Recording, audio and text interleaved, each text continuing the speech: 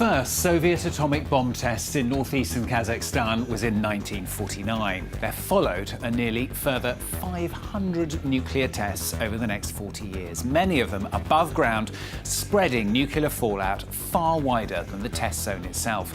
That means the equivalent of a nuclear bomb explosion every single month in an area roughly the size of Belgium. Well, living on that land, thousands of people, all exposed to often extremely high levels of radiation. People told to keep their windows open as the Soviet authorities measured people's reactions.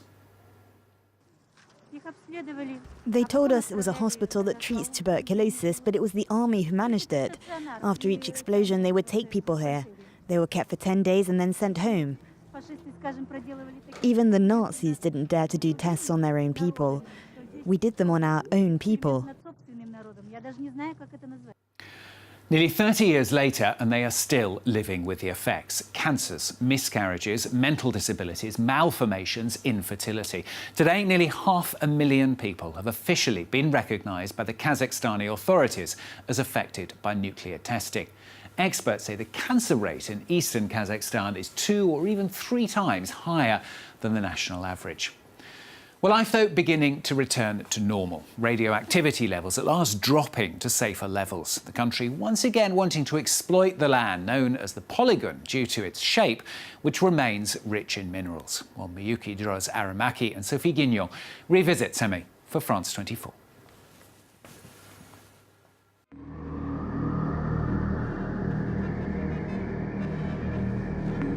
"30 years after the last nuclear tests were conducted here, Kazakhstan has not forgotten its victims. This is the country that launched the Global Day Against Nuclear Proliferation. Every 29th of August, even in the rain, thousands of people gather for a memorial at Semey, a large city in the northeast of the country. They've come to pay homage to their loved ones, the sick, the dead. Nurkin is a radiation victim and respected activist. Hello, how are you? Have a good day.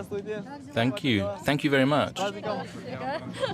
We will start soon. Everything is ready to go. I'm ready. For this 28-year-old blogger, this is the most important day of the year. I love being in contact with people. I'm not afraid of the crowd. On the contrary. I love being surrounded by people. The ceremony takes place at the foot of this monument. Shaped like a nuclear explosion, it's called Stronger Than Death. The test victims even have their own official anthem.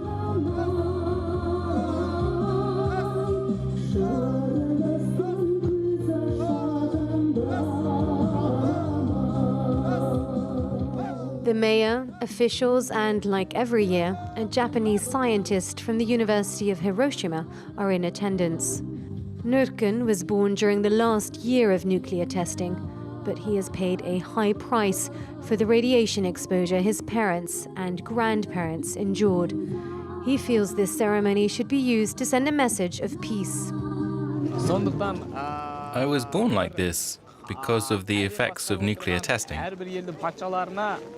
I would like to address all world leaders, especially those in charge of countries that use nuclear weapons, like China or France, and others too. I call on them to learn how to live without nuclear weapons. For 40 years, his region lived through a barrage of nuclear testing, with one bomb exploding a month, each one more powerful than Hiroshima. Located just 100 kilometers from the test site, the city of Semey has a special hospital for victims of the nuclear tests. Authorities here estimate that more than 700,000 people have been exposed to nuclear radiation. As a result, the rate of cancer and cardiovascular disease is twice as high as in the rest of the country. Medical institutions even keep evidence of deformed stillborns. And the source of all this suffering is the nuclear arms race the USSR took part in during the Cold War. A scientist from Kazakhstan's Nuclear Research Center accompanies us to the former polygon test site, where the steppe stretches into the distance. I'm taking you to where the first nuclear bomb exploded on August the 29th, 1949. Overall, Soviet scientists conducted 456 nuclear tests in an area the size of the US state of New Jersey. Make sure you put your face mask on to properly protect your airways. We're entering a very contaminated area. We have to wear protective suits. In order to approach the epicenter of the first Soviet explosion, nicknamed First Lightning, strict security measures are in place. We join a team of researchers who crisscross the area to measure radioactivity. Over there, that's the epicenter of the explosion, the crater there. Gamma radiation is coming from this direction. If I put the meter on this side, the microsievert per hour level shows 1.3. Microsievert is a unit used to measure the effects of radiation on the human body. The harmful waves originate from the epicenter of the explosion. Here, the level goes up to 2 microsieverts. That's at least 20 times more than the levels of radioactivity normally found. Without protection, humans run the risk of developing cancer in just a few weeks. The main danger is touching or inhaling radioactive particles. Imagine even the slightest hole in this bag can contaminate not just us, but also the car and the laboratory. These samples will be taken to the nearby city of Kurchatov. It's been named after the founding father of the Soviet atomic bomb. Kurchatov was the secret city of the KGB. Until 1991, it didn't exist on any maps. For over 40 years, 20,000 scientists worked on and tested the USSR's nuclear program. Now the city has been partially abandoned, but Kazakhstan has taken advantage of the former Soviet laboratories and turned them into a radioactivity observation center. Soil samples from Polygon are analyzed here, and although time has passed, the radiation is still there. Radionuclides can be active for a century. When was the first explosion? In 1949? 70 years later, the soil is still contaminated and we continue to suffer the consequences. Aloa Kabdirakova leads 30 researchers at this laboratory. It weighs 330 grams. And this is the volume? Yes. Let's move on to the next sample. Protecting the population is not the only concern of the authorities. They're also keen to exploit the precious materials that are hidden beneath the ground. There are numerous deposits in the polygon, and companies would like to extract gold, coal and many other minerals. Of course, it would be in the country's interest if these mines could be used again. These scientists are expected to complete their report in 2021. They hope to reopen a large part of the polygon to mining. But as we will see when we visit, despite the breathtaking landscape, the countryside here is toxic. This is the Atomic Lake, a 500-meter-wide artificial basin created by a nuclear bomb in 1965. It's the crater of one of the first underground explosions. We're accompanied by Amir, the scientist in charge of our security. Here, the power of the explosion was 140 kilotons. That's to say, 7 times more powerful than Hiroshima or Nagasaki. But in the polygon, there are no signs telling you which areas to avoid. In the distance, at the edge of the water, Amir spots a camp. Our guide gets out to warn these fishermen, who are completely unaware of any danger. Hello, I'm in charge of controlling radioactivity. Did you know that you're in a dangerous area? Are you aware of that? Did you know that you're putting your health at risk? Look, you're fishing in a radioactive lake. But everyone comes here. That's why we come too. Everyone told us that there was no risk, even just after the explosion. We were told there was no danger to our health. This should be enough to feed my family for 2 weeks, and they are really delicious. Delicious, but contaminated. According to analysis by a French laboratory, the water contains a high concentration of radioactive particles. Besides, you have a teenager with you. You should really leave. Okay, we'll leave then. The ignorance of the risks among local fishermen is alarming. It's been the case for 70 years. The main victims of radiation are the poorly informed local population.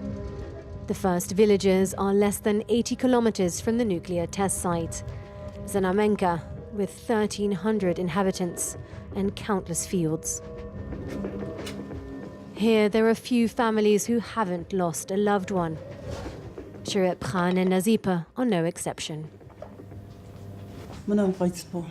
This is my daughter who died. She's gone because of the polygon. Their daughter died of breast cancer, aged 33. Nazipa and her children have lived in the region since 1962 and saw the atomic explosions firsthand. Each time the authorities asked us to leave the house. In 1971, I had just given birth when there was a test. I took the children in my arms and we went outside. It was winter. We sat on a sledge for more than an hour, and that's where I saw the explosion. Like a black cloud, I saw its shape with my own eyes. Even her grandchildren, who never experienced the tests, suffer from serious health problems. I'm angry. My heart bleeds. All because of the Soviet polygon. Honestly, what more can I say?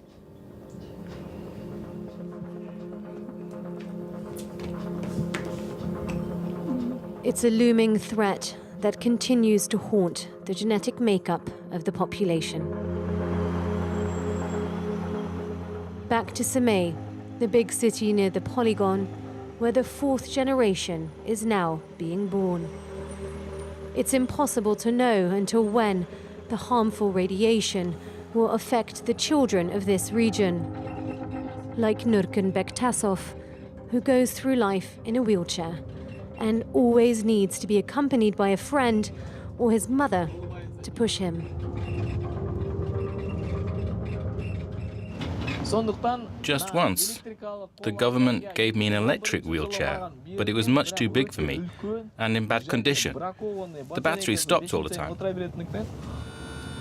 A graduate with a degree in literature, Nurkan works as a Russian Kazakh translator. Hello. He found a job in this library. In addition to his salary, this young disabled man receives 140 euros a month. He can claim this state benefit thanks to this special document for radiation victims. This is his polygon card. This radiation card proves that we come from the region of the nuclear test site. Despite a difficult daily life, Nurkan and his mother don't hold grudges, but they are worried. More and more babies are born sick. Yes, many of those born in Semey have health problems and are handicapped because of the polygon. I'm worried. Of course we're scared. We prefer to avoid thinking about it. For Nurkan and his family, it's impossible to move on. Yet the majority of Semey's population of 300,000 would like to look to the future. Today, the city has become a student town. Its medical university attracts young people from all parts of Kazakhstan, and even from abroad. Students from the region would like to see an end to the clichés that stick to them. And you meet someone, he said, oh, you're from Semey, you have third leg or third arm, something like this, or where is your third eye, something like this. But It's not even funny. The most popular is, do you glow in the dark? The opinion of people must change because fortunately this will not last forever. The radioactivity decreases over time. Sooner or later, we will no longer have the reputation of being the city of polygon and radioactivity. We will be known as a modern city that's looking to the future. The first-year students head inside the Faculty of Medicine for the first time. Welcome to Semey Medical University. On behalf of all the faculty of our department, I sincerely want to thank you for choosing our school.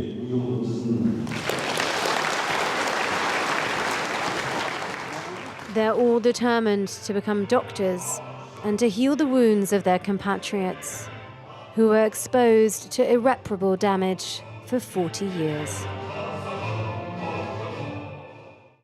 Miyuki, Droz, Aramaki and Sophie Guignon revisiting Semey for France 24. Well, that's all from this week's edition. Don't forget, of course, you can catch it and all the previous editions as well on our website. More news coming up very shortly. Do stay with us.